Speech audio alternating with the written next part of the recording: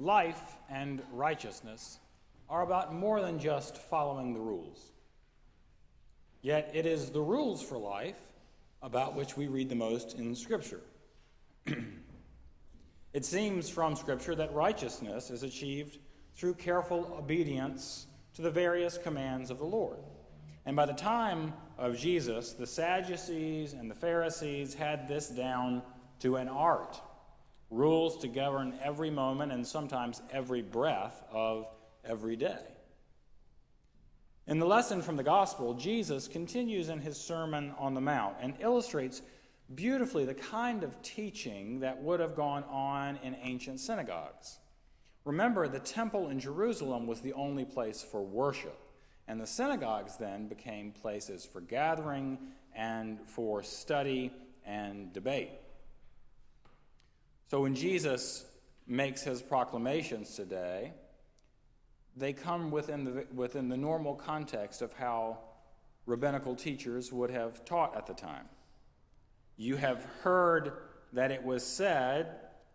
but I say to you, and in doing so, he invites the people to think about the ancient rules as containing within them more than just proscriptions.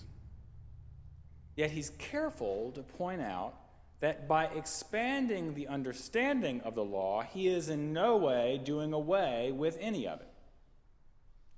As one author writes, Jesus describes a righteousness that goes beyond fulfilling the outward forms of the law, calling for actions rooted in justice and concern for others. He said that sure, the law teaches that one should not commit murder. Yet Jesus says that not only are you committing evil if you murder, but even thinking about killing another is as bad as actually doing the deed. And furthermore, even simple anger in the heart is also worthy of judgment. And he gives a host of examples of how he intends to expand the understanding of the law to get at the root reason that the law exists in the first place.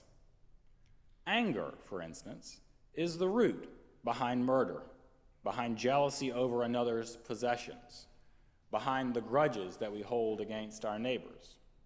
In all the situations in which anger is the problem, Jesus urges reconciliation of one sort or another, with the brother or the sister with whom you have a grievance, with the person you're angry enough to want to kill, with the one who wants to take you to court.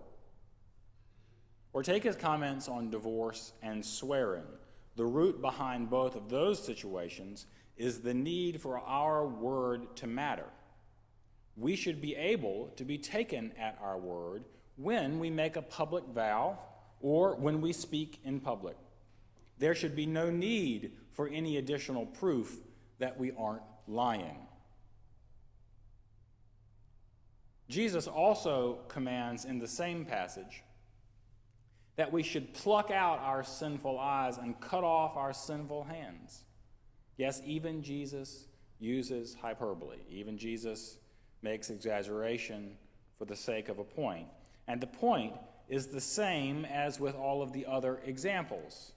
Don't just follow the rules like mindless sheep.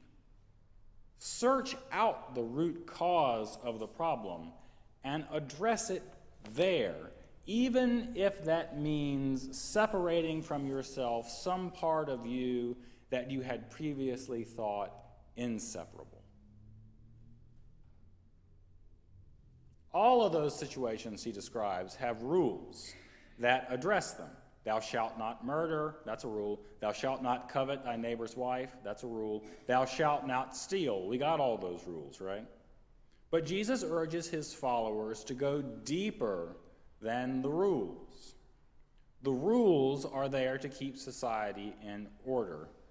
Jesus teaches that kingdom living, larger than our earthly societies, is about more than simply keeping things in order.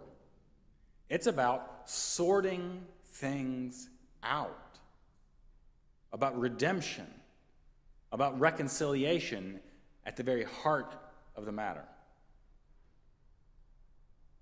One author writes that throughout the Sermon on the Mount, we are the listeners, the disciples. We are the ones likely to be found saying, I may not be perfect, but I never killed anyone, as though that is the standard of godliness for a follower of Christ. We are the ones who need regular reminders that to follow Christ means to take on a higher standard of concern for the neighbor and God's world, not to look for loopholes.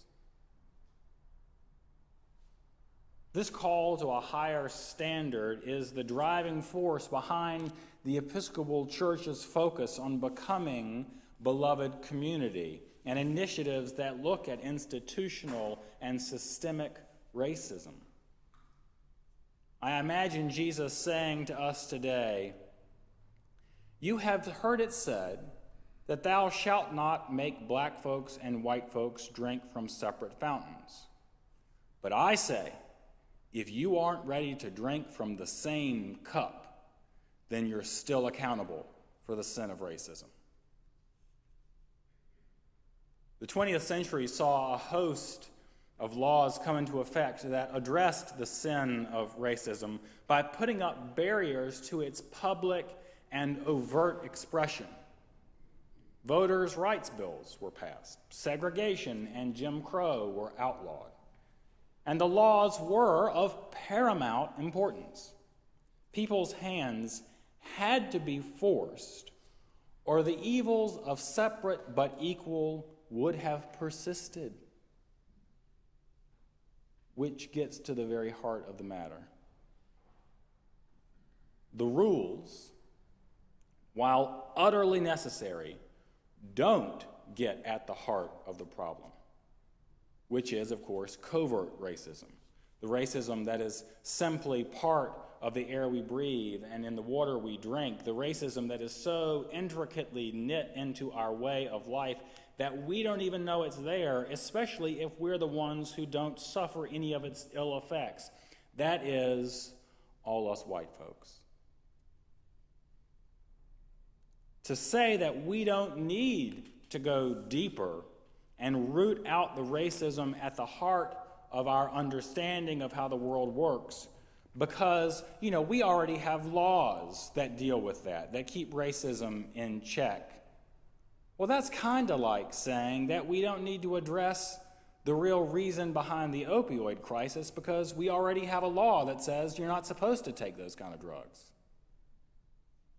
The rule doesn't fix the problem.